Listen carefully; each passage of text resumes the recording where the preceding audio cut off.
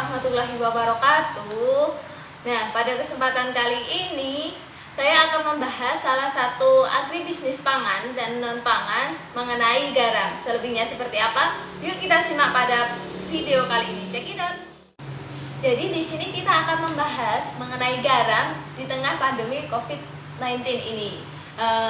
Jadi teman-teman juga pasti sudah tidak asing lagi mengenai kata garam, baik dari anak-anak, remaja, dewasa, ataupun bahkan lansia pasti juga sudah pernah menjumpai apa sih itu garam. Dan saya yakin dari setiap makanan sehari-harinya kita pasti juga akan adanya garam.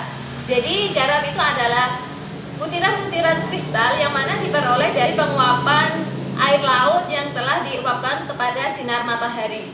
Untuk subsistemnya di agribisnis ini ada subsistem hulu, di mana subsistem hulunya ini berupa dari air lautnya, sedangkan subsistem on farmnya ataupun budidayanya yaitu air laut yang dialirkan kepada tambak yang nantinya akan diuapkan oleh sinarnya matahari. Terus setelah menjadi kristal-kristal itu akan dialirkan kepada subsistem hilirnya, di mana subsistem hilirnya ini adalah pemasaran yang nantinya akan dipasarkan baik itu untuk garam kebutuhan konsumsi, untuk industri maupun untuk farmasi.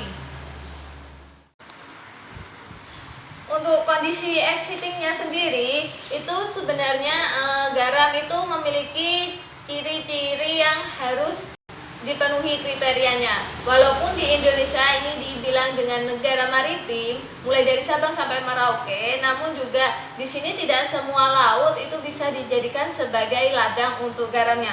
Yang mana di sini yang menjadi perbedaan adalah yang pertama jenis tanahnya. Yang mana ketika jenis tanahnya itu lempung dan ranau, itu bisa digunakan sebagai ladang untuk garam. Sedangkan untuk jenis tanahnya yang berpasir ataupun berlumpur itu tidak bisa digunakan sebagai ladang garam. Jadi di sini perbedaan tanah ini sangat mencolok, mulai dari Sabang sampai Merauke pasti juga jenis tanahnya juga tidak akan sama, sehingga hal ini membuat bahwa garam itu tidak bisa diproduksi oleh semua daerah yang ada di Indonesia. Berikut adalah data permintaan garam yang mana di sini selain digunakan sebagai konsumsi. Setelah mengetahui dari data permintaan garam, di sini juga pastinya akan diiringi dengan segala permasalahan yang dihadapi oleh petani garamnya sendiri. Yang pertama adalah teknologi, di mana teknologi di sini yang digunakan oleh masyarakat Indonesia itu tergolong sangat manual, di mana di sini para petani itu selalu menggunakan dari air laut yang dialirkan ke tambak yang nanti akan dipanaskan secara manual oleh sinar mataharinya. Dan hal ini akan membuat beberapa polusi itu akan masuk dan tercampur kepada garamnya itu sendiri. Terus setelah teknologi juga ada iklim. Nah, di sini iklimnya juga tidak menentu, terkadang panas dan juga terkadang hujan. Jadi seperti itu yang tidak bisa diprediksi, sehingga para petani pun juga terkendala dalam keadaan iklimnya. Terus yang ketiga adalah kualitas dari garamnya sendiri. Mengapa kok kualitas? Di sini karena petaninya itu selalu menggunakan dari secara manual dengan pancaran sinar matahari. Nah, hal inilah yang menjadikan bahwa kualitas garam di Indonesia itu rendah dikarenakan karena adanya polusi yang masuk ke dalam garamnya itu, sehingga di sini perlu adanya pencucian kristal-kristal garam untuk membedakan mana sih yang termasuk polusi dan garam yang sudah murni. Namun pada keadaan inilah yang membuat biaya semakin membludak, sehingga para petani biasanya lebih menggunakan dengan menjual garam dengan kualitas seadanya, seperti itu.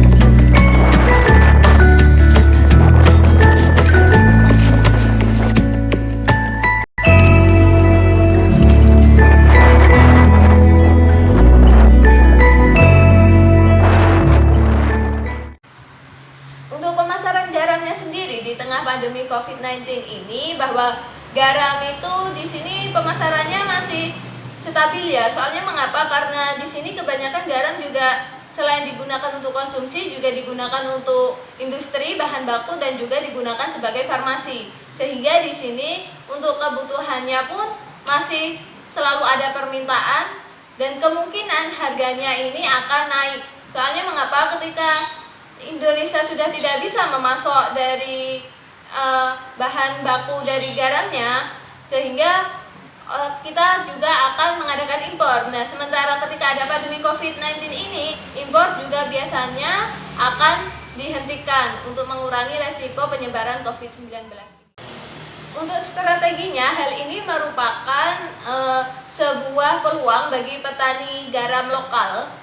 Mengapa kok begitu? Soalnya dari petani itu pasti akan langsung memasokkan garamnya kepada kebutuhan konsumen, tidak harus bersaing lagi dengan impor, sehingga di sini harga dari petani akan berdomain. Jadi seperti itu untuk pemasaran garam di tengah pandemi COVID. Jangan lupa di like dan juga subscribe untuk mendapatkan notif dari video-video terupdate dari saya. Kurang lebihnya mohon maaf. Wassalamualaikum warahmatullahi wabarakatuh.